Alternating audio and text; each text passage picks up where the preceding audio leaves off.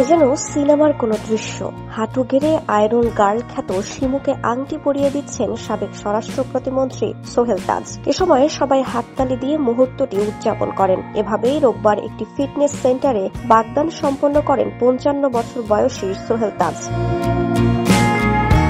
কনে শিমু সোহেল তাজের inspire fitness সেন্টারের ট্রেইনার। সামাজিক যোগাযোগ মাধ্যমে ছড়িয়ে পড়া একটি ভিডিওতে দেখা যায় ইন্সপায়ার ফিটনেস সেন্টারে হাঁটু গেড়ে কনের হাতে আংটি পরিয়ে দিচ্ছেন সোহেল তাজ। ঘটনাটি ঘিরে উপস্থিত সবাই উচ্ছ্বাস প্রকাশ করছেন, হাততালি দিয়ে মুহূর্তটি উদযাপন করছেন। পেছনে বাগদান সম্বলিত একটি পোস্টার। ফিটনেস নিয়ে দীর্ঘদিন ধরে কাজ করা সোহেল তাজের জীবনের সঙ্গে এই বিশেষ অধ্যায়ও জড়িয়ে গেল ইন্সপায়ার ফিটনেস সেন্টারে।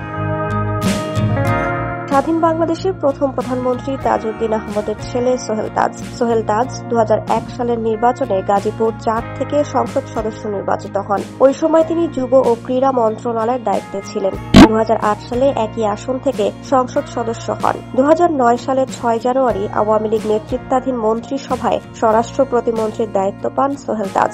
একই বছরের ৩১ মে মন্ত্রিসভা থেকে ব্যক্তিগত কারণ দেখিয়ে পদত্যাগ করেন তিনি। এরপর ২০১২ সালের ২৩ এপ্রিল সংসদ সদস্য পদ থেকেও পদত্যাগ করেন। এরপর থেকে রাজনীতি থেকে অনেকটা দূরেই আছেন তাজউদ্দিন পুত্র।